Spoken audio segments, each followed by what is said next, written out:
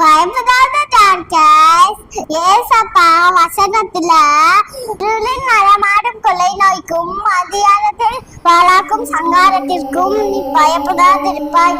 உன் பக்கத்தில் 1000 பேரும் உன் வலது புறத்தில் 16 பேரும் இருந்தாலும் அது உன்னை அணுகாது அப்படின்னு வசனத்துல சொல்லி இருக்கு.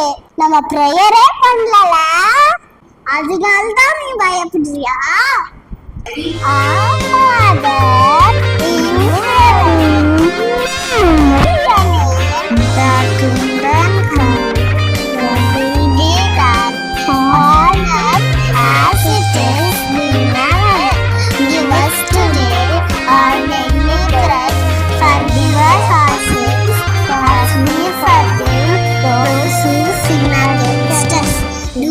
Bring us to the test, God deliver us from evil.